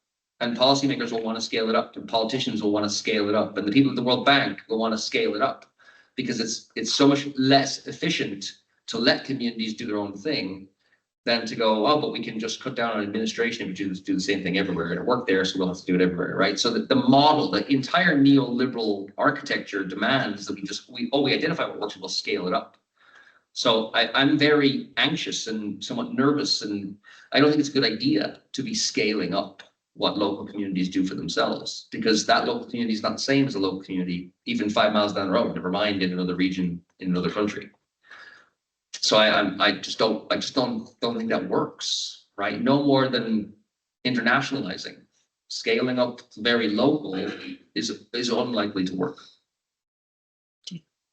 Thank you very much. So, yes, we have a question, Sam. Okay, thank you very much. My name is Sam Long, I'm from Breakfast, UK. Oh, cool. It's very interesting is we had, peace studies, and then the department actually is always competing with Aberdeen. We want to be number 1, number 2. So it's interesting. But I really wanted to help you a little bit about, it seems to me, if I unpack your presentation, you talk about, you try to champion interdisciplinary research. But think about this, in 2000, from 2000 onwards, we have this concept about wicked problems, and gradually shift to complexity, shift to polycrisis. And then different trust, British Academy, ESRC, all these research grants in UK have been asking researchers to do research about the opportunities and challenges about all these multidisciplinary, interdisciplinary, transdisciplinary research, and come up with a lot of research. So this from 2000, and now 2026 is the definite nature of the problems are more the same. And then I also checked your website. ICTPR is under the School of Social Science, Yes. which is actually still not very interdisciplinary. No. That's why I'm a bit surprised about. Seems to me, on one hand, we try to promote interdisciplinary, it may be useful and effective in peace and conflict resolution. But on the other hand, so many institutions in the world, economies, we are still confined by these formations. So I want to learn some from you about being a professor in your institution, and then what can we do after some years? Thank you. Yeah, that's a great question. Because I'm not the first to have said this. I imagine, in a hall not quite as new as this, I imagine somebody gave a very similar talk at some point post 9/11, or at some point right after the Cold War, who knows. These are not really new ideas. Wicked problems as a concept has been around a long time. You're totally right that funders, whether the ERC or the RC UK institutions, that's the British kind of governmental research institutions, have talked about these things for a long time. They also talk about wanting innovation, and they talk about wanting interdisciplinary, and they talk about wanting radical kind of suggestions. I don't know if you've ever had that funding, but I've submitted such things and they don't get funded. What they want is innovation that's just innovative enough to be just like what was done last time with a tiny little tweak, right? They're actually scared of interdisciplinary, right? So I have funding right now with a rice geneticist, a soil scientist, and a carbon modeler for a PhD student doing a project in Bangladesh that's ethnographic with the local experiences of a kind of a climate change oriented farming mechanism. We tried to get ESR funding, and the rice geneticist is the most senior person on the, when we wrote this grant, was so excited. This is the best thing I've ever done. We're going to get millions. Nobody wanted to fund it, right? He can fund all day, multi-millions, for a slight tweak on the genetic improvements he's already found in rice. Nobody will fund something combining anthropology and sociology and soil science and rice genetics. Couldn't get funding. We ended up getting internal funding for a PhD student, right? Because we need to verify that there's something to be studied with the PhD data to then maybe 5 years from now go for one of those big grants. After, by the way, that rice geneticist is already retired, right? They don't actually want innovation. They just use the word innovation. Nobody really wants interdisciplinarity, partially because nobody knows how to review interdisciplinarity, right? And I sit on those boards too. I'm on the RSE's board for fellowships, and I review ERC grants. When something that's truly interdisciplinary comes in, nobody knows what to do with it, right? Because you'd have to have time and money. Let's say a project came in that was combining economics with anthropology with, I don't know, some kind of physics. I'm going to have to sit with somebody from physics and somebody from anthropology and try to figure out if these ideas even make sense. And it'll take days for us to even understand the language that we're each talking to then be able to review this thing. The only reason myself and those other 3 guys were able to do this is we spent 12 days in Bangladesh for this initial project, which, if you've never been to Bangladesh, takes you 6 hours to get across Dhaka. It's only like 4 miles. So we had a lot of time in cars to chat, right? And we learned about how we each think of different challenges. Do you know how much time you get to review one of these proposals or even an article, right? I do this on the plane. Right? I slam it out on the plane, I write down some comments, I submit it. We might get 4 or 5 minutes in a panel over Zoom during the actual review meetings, and somebody will get the money, right? So the more complex, the more interdisciplinary, the more radically alternative, the more wicked, the kind of things you're describing, you're just likely to not get the money, right? Because people want to fund what's fundable, right? And the one thing, certainly British funders, I don't know about all the European funders, the one thing British funders want is to guarantee the money will be spent appropriately. So money just follows money. Have you already had money? Here's some more money. Has your institution proven to be able to spend this money? Here's some more money. Actual radical ideas that somewhere that doesn't regularly get money, it's no money for you, right? It's not happening, right?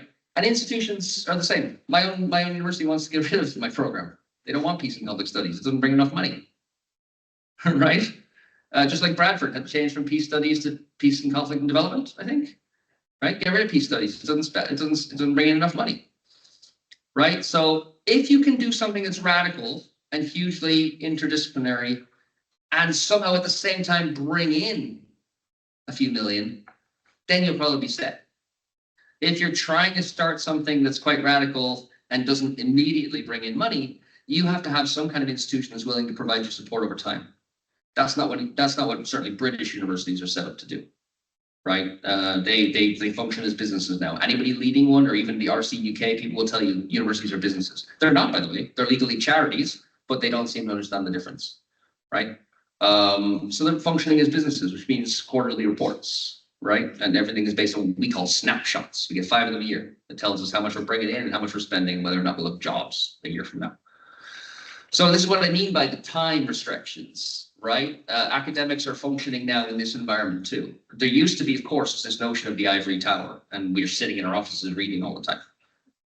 Every time I hear this notion of an ivory tower, I want to slap whoever says it, right? This may be true at like Oxford and Cambridge and Stanford and Harvard. I've never seen any ivory, I'll tell you that, right? It's just constant grind, right?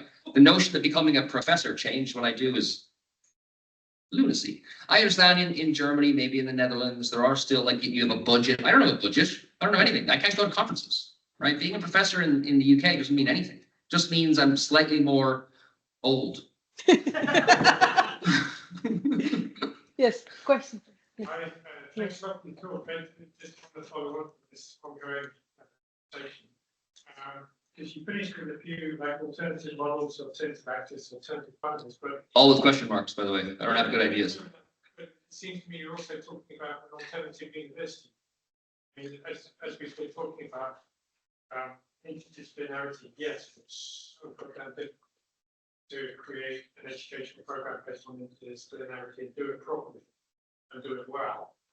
But then you also throw in all these tricky human qualities that for future peace workers, like humility, like mutual respect, like chemistry, these are very difficult to teach in an educational setting. So I was just wondering, if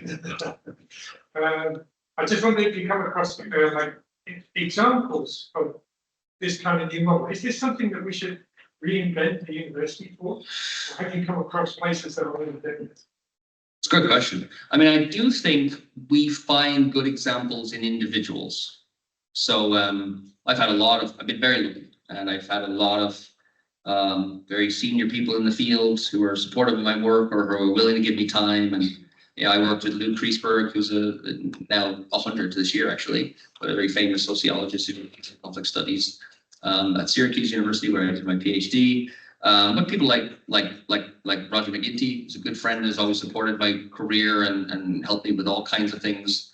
John Paul Lederach, who is always willing to respond to emails and write references. And it's individuals, I think, where we still see the spirit of universities. It's people putting in a lot of time on their weekends and at night and on holidays who show us what a university maybe somewhere still is, or perhaps it's romantic to imagine once were. Are there institutions that I would identify with good universities? No, probably not. So then you could ask, do you have to somehow arrange, set up, fund new alternative institutions? Maybe. Or maybe you can support the individuals who embody those good values that we like to associate with universities. But certainly I know that there are good people in this field and others. When I was first finished I did my PhD was on the Truth and Reconciliation Commission in Sierra Leone. So a lot of my first publications were in the transitional justice literature, when that was still a much bigger thing than it has become, unfortunately. And there were people in human rights and international law who were very supportive. That community of scholars at conferences would go to each other's papers, would read each other's work. It was exactly the kind of environment that young scholars need, because you felt valued and your time felt valued, your ideas felt valued. And there's some of that in peace and conflict studies too, quite a bit, to be honest, in the UK, in Europe. But I certainly know there's a lot of people in other fields who don't experience that, and their universities just a drag on their life, and it holds them back. And any success they have is in spite of their university. So I think what we have to do is look for the spirit of universities in the individuals that we find in them, and unfortunately realize that anything that they achieve and the way they're able to support you or your projects or the way they will work with you is in spite of the institutions, and not because of the institutions. It's a bigger question for politics and for society to say that our institutions should be something else.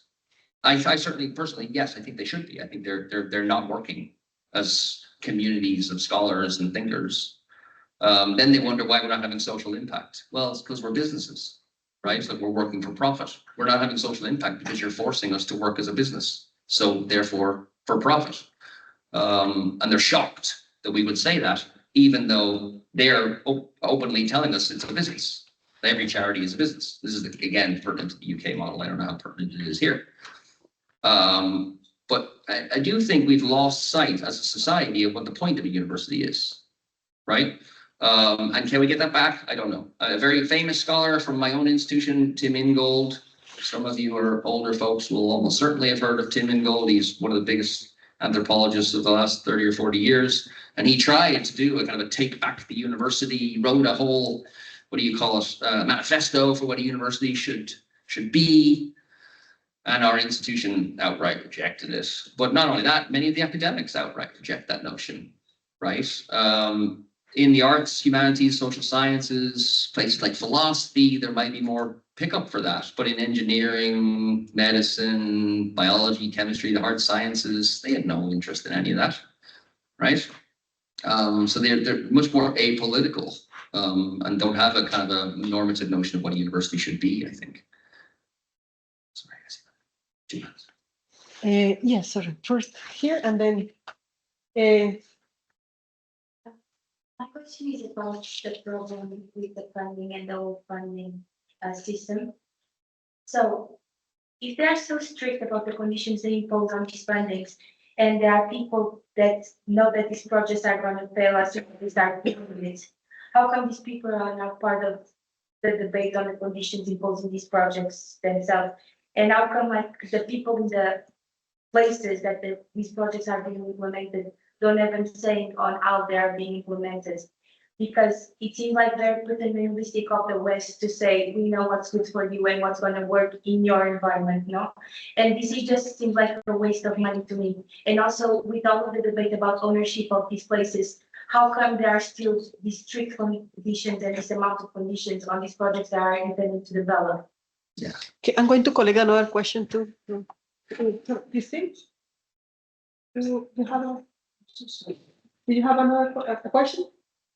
Yeah, but she was, because I just have to go for a video call, so. No, yeah, so I was thinking of Take that question first, I go. can collect the question. Sure. Yes. Oh, there, it's just a little thought on, I've got this book written by, a tiny little book written by David van Rijkenburg. I don't know if you've ever heard from him, he's a Flemish man.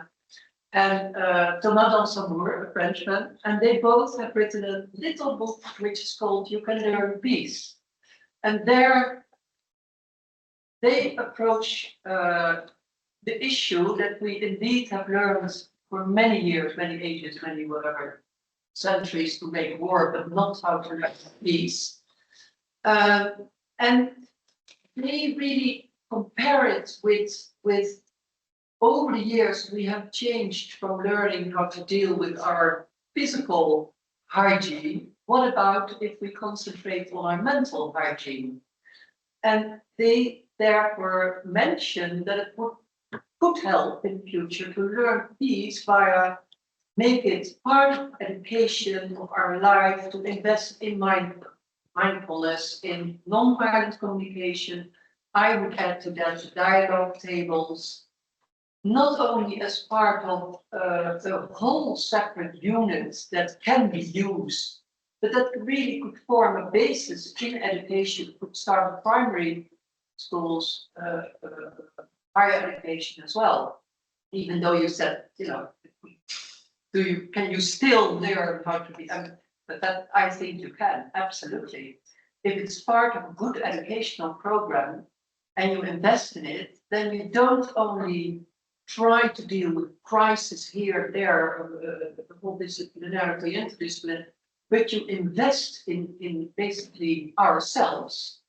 If we know how to deal when there is a conflict in ourselves, but it needs a bit of work, you need to learn that.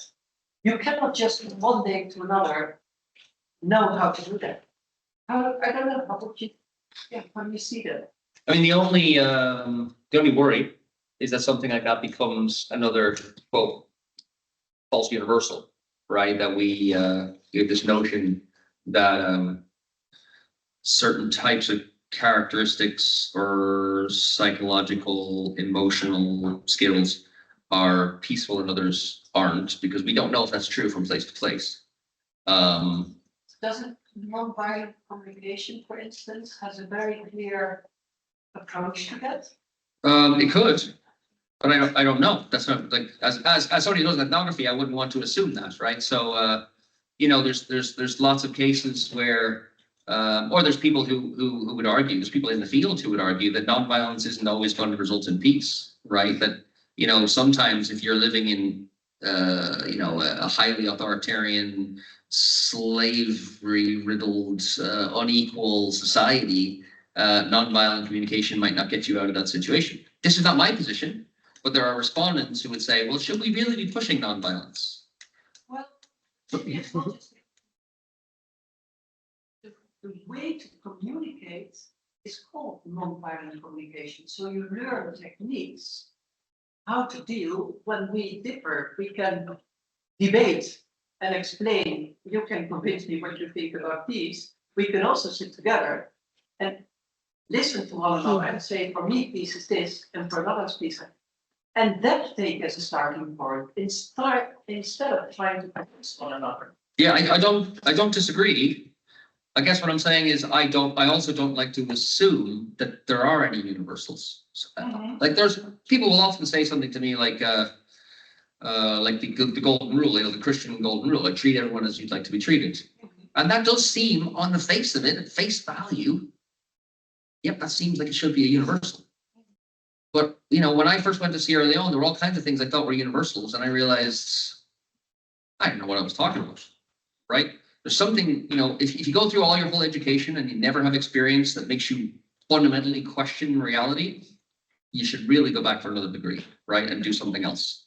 Because that was the fundamental change in my life, was realizing, shit, I was just fundamentally wrong, right? And there's literally people who are living in a different conceptual world, right? So all I'm saying is that could be true, but I worry about anything that has the potential to become what Lohan Singh called a traveling package. Yeah. I do think that the notion, for example, of peace education or rethinking early childhood development, Montessori schools, nurseries, etc., and then primary school to refold in what we consider social skills, humility, empathy, etc., communication, as opposed to always focusing on math, science, skills, hard skills, would be very, very, very, very valuable. And I think that across the board, we in some ways have failed to do that. We've also kind of ended up in the West anyway, in societies where that's hugely unequally done, right? So some families, we know there's 3 and 4 year olds who are on the screen 4 hours a day, and other and might be an only child, and so they're not really being socialized, or they're being homeschooled right up to 15, right? I don't know. I don't want to take a position on that, because obviously I even have family members. My brother-in-law is homeschooling his kids. Not for me. But you see what I'm saying? I don't know what the universal is, but I do think we have to, just like we have to rethink what a university is, and we have to rethink what governance is, and we have to rethink, how we communicate with each other. I certainly do agree with the notion that we need to really think about how children are socialized, although I really worry about that word socialize. So what we're going to do, we're going to do something else to socialize children. What if we get that wrong? My wife is in early childhood development, and I'm very conscious of the kinds of effects that affect kids. And honestly, I think the UK is actually, well, certainly in Scotland, is still doing a relatively good job on this. There's an insane amount of empathy and thinking about the other, and no bullying and all this kind of language that certainly as a kid in the 80s in North Dublin, you didn't get. There's just a lot of bullying going on. And so now I think that has developed in a positive way in a lot of senses. But maybe we need something else. Maybe we need, so in other words, I think it has, and so it has been rethought since probably the 60s and 70s, certainly when I was a kid in the 80s, in which kind of boys don't show emotions, right? That kind of thing. Now that's not really the case. You'd be much more, or boys that wear dresses. You know what I mean? My son, who's 3 years younger than his sister, until he was 5 or 6, would happily wear one of her dresses into nursery, and nobody cared. Literally, nobody cared. Right? When I was a kid, that would never have happened. Never. So I think in some ways we have certainly become better at these things. That's not true all around the world. I'm not sure if it should be true all the way around the world. I'm very, very always anxious about the notion that anybody should be saying what should be true all around the world. But each of these communities, it kind of goes to this issue of what indigenous communities or national communities, or sometimes, yes, religious communities or different groups want for themselves. And if peace is defined differently, then so will appropriate sociality be defined differently. Does that make sense? I love this question. And there's a whole book to be written about this problem, right? The problem is the structures. The problem is the structures of how the money is incentivized. The problem is when you were describing how can somebody work and know that it's not going to work? Know that the program they're implementing isn't going to work? Or how can they impose their model on these local communities or their partners? So this is an interesting dynamic. When you talk to these practitioners, first of all, these 6 big peace building and NGOs, they're some of the biggest in the world. Anybody in the field will know who they are. And although they're anonymous, so I can't say exactly which ones, but and they will all say, oh, no, we work through our local partners. Everything's locally driven. That's the initial response. And then you talk for another 10, 15 minutes and you talk about how they engage with the partners, why those partners are specifically, and it turns out that they work with the same partners, have for 5, 10, 15 years. Why work with those partners? Well, they know our language. They know what we need to get the money. They have the accounting skills. They have the administration. So you're like, so how local are they? And in reality, well, they're working with them because they kind of reflect back what we want to hear, right? We've socialized them enough that they know what we need them to know so that we can feed back up to the funder, makes it sound like they did what we did.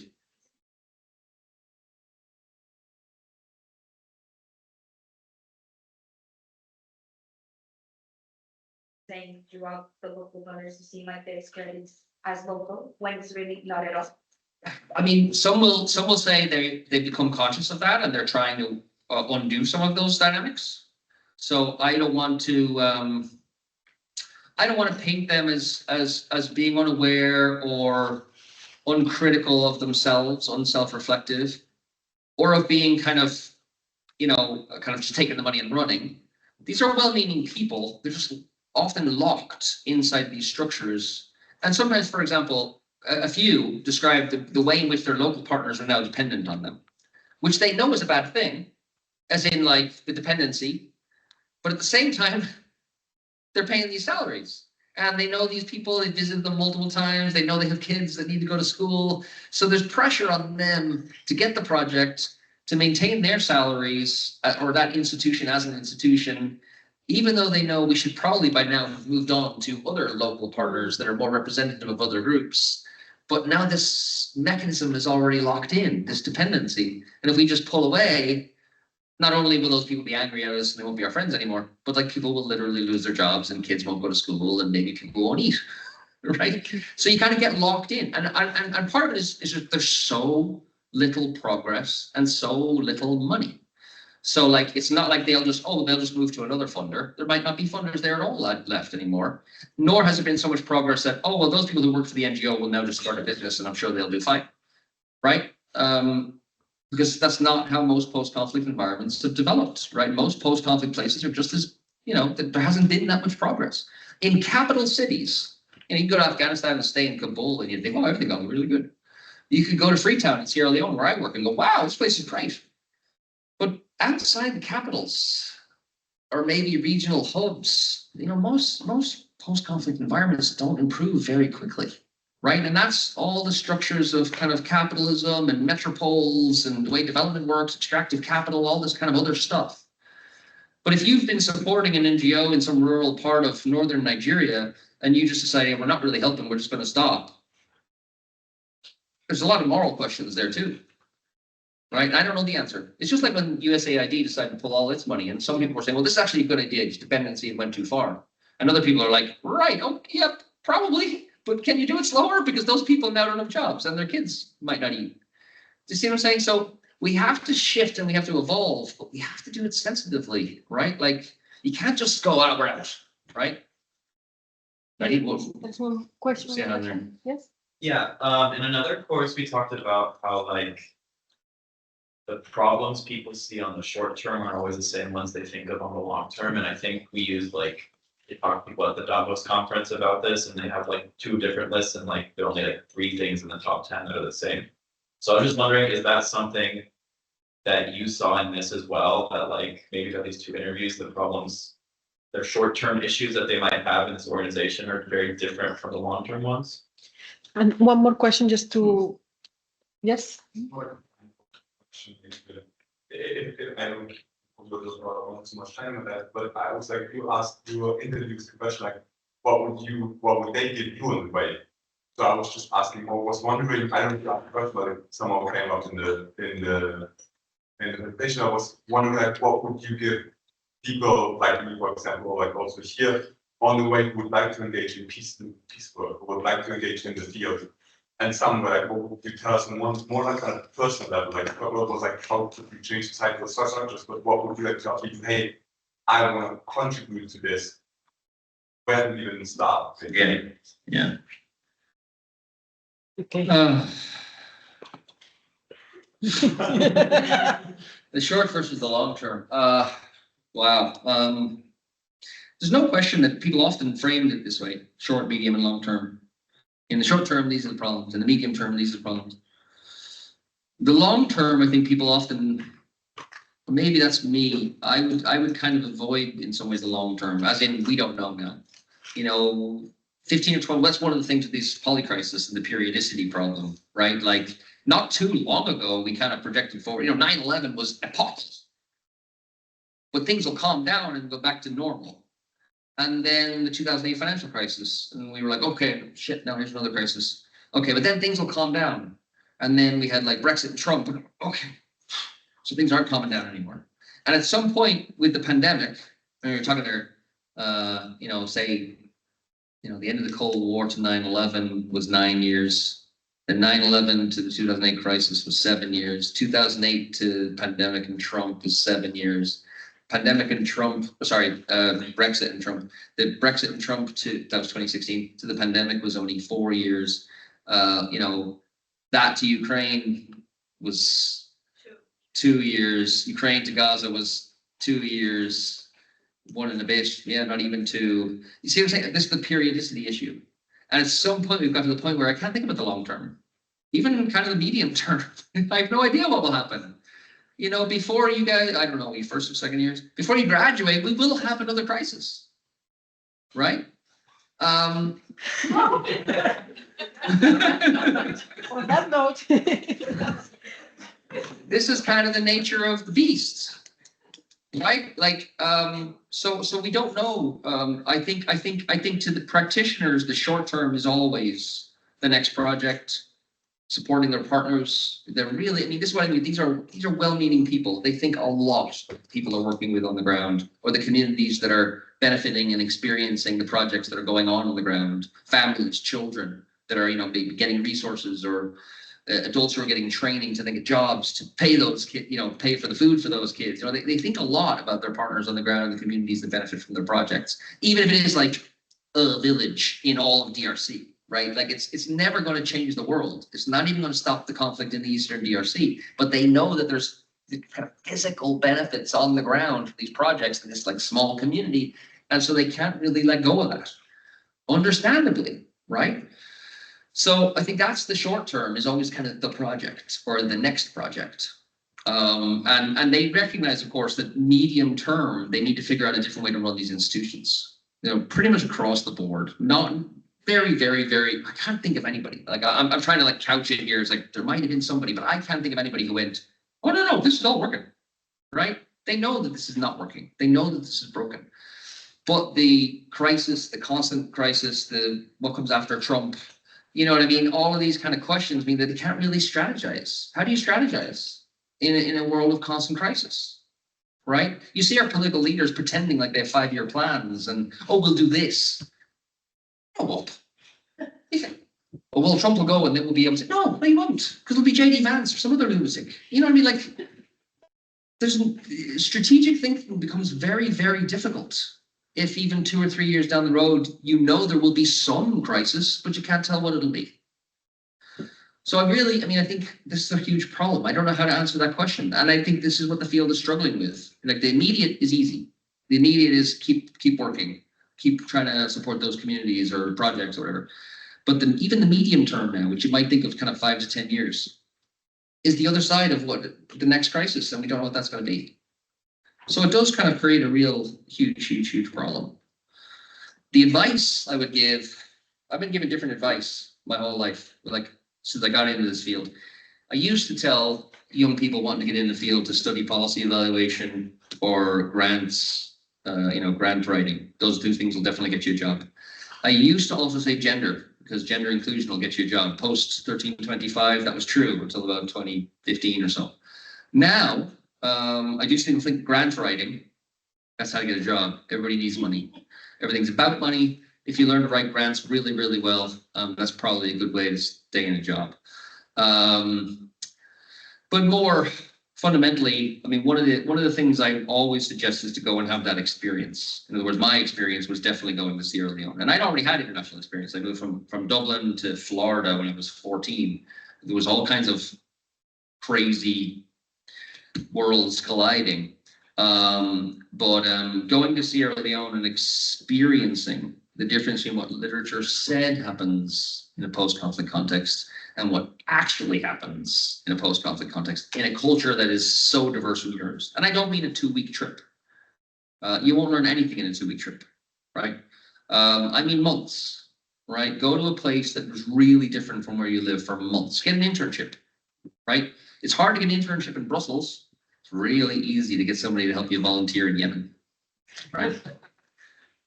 So go and learn, right? And have the experiences that will make you unique, right? And that will give you something that you can contribute back to the field, right?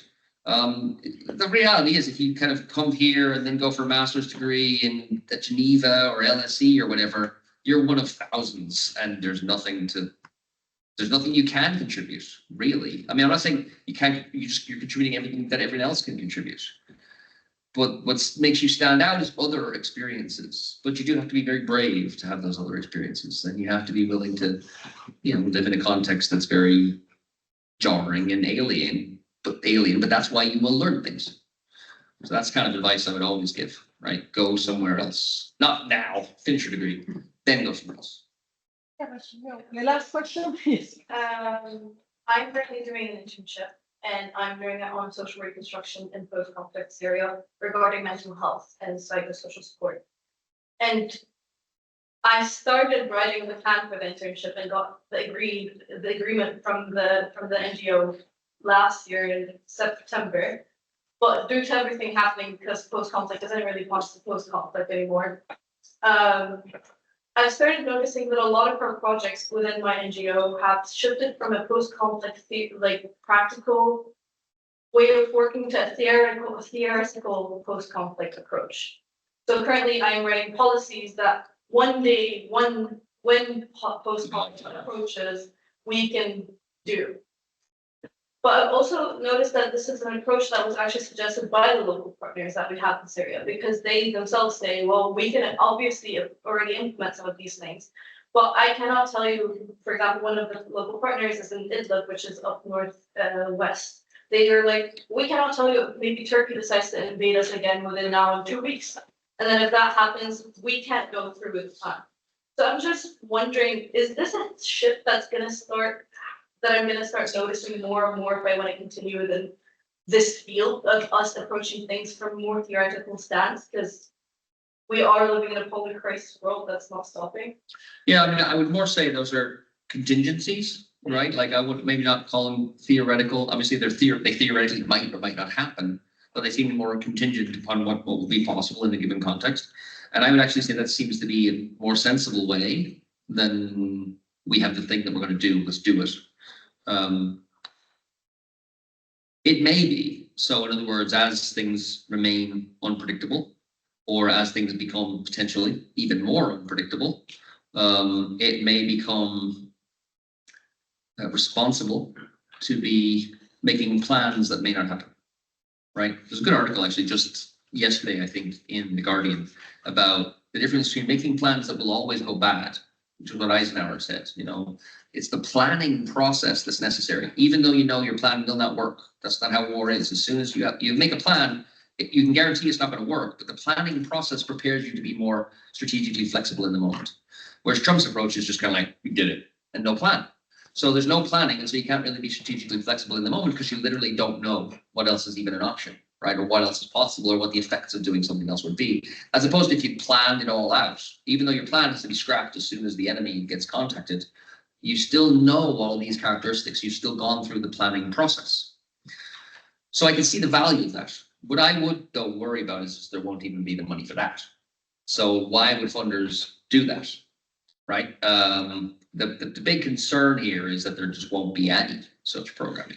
I mean, in an immediate transitional period like Syria is experiencing right now, you would like to think there will kind of probably always be funders. But we don't know that for sure.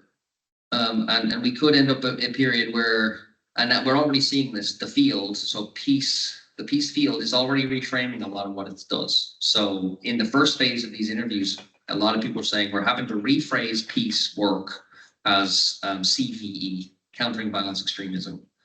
And now CVE is gone. Nobody in 2024, 25 is talking about CVE, but they're all talking about security. We're trying to reframe what we do to be about security or resilience. So if we could talk about Eastern Europe as resilience or security or anti-populism, then we can get it funded. Even what we're doing is the same dialogue process that we would have done labeled as peace building. So it may be that people have even to do that, they have to reframe it as something like resilience or strategic thinking for resilience or something that's not actually framed anymore as peace. It's like the opposite of peace washing, right? Security washing. Well, yes, thank you very much. Thank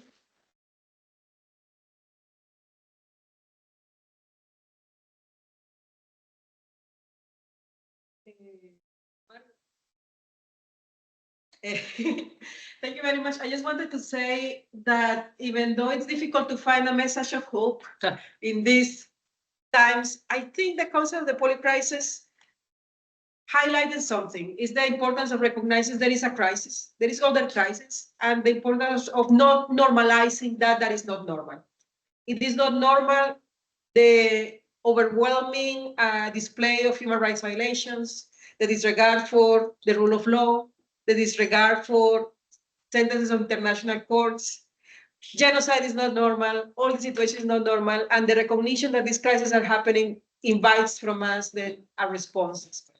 So thank you very much for your presentation, and I think it have given us lots of food for thought. Thank you.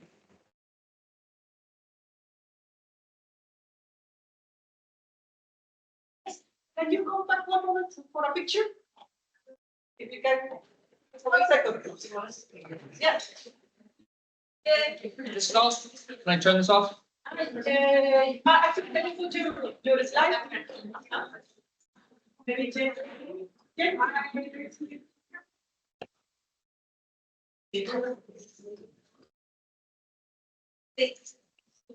Thank you so much for that. It was really, really well.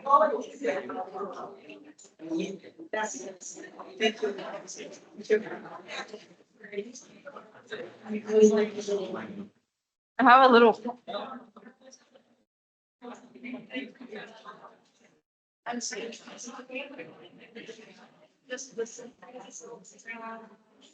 Well, I am. Yes. Thank you guys.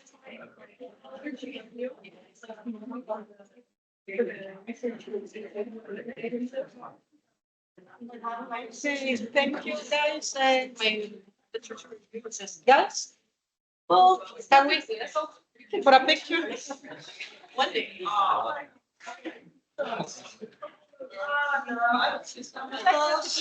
I was thinking that we have the slide, but yeah, but then you think, okay, no, it looks very.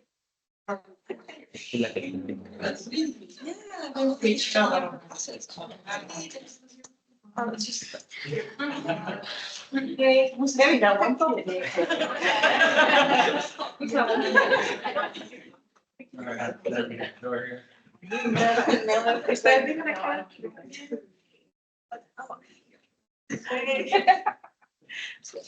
Are you in it? Yes. Yeah. We good? Okay. Okay, maybe and also the people.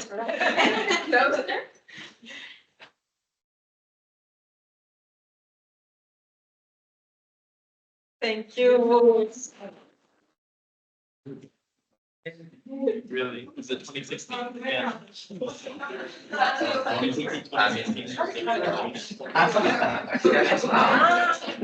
Yeah, so I need to go.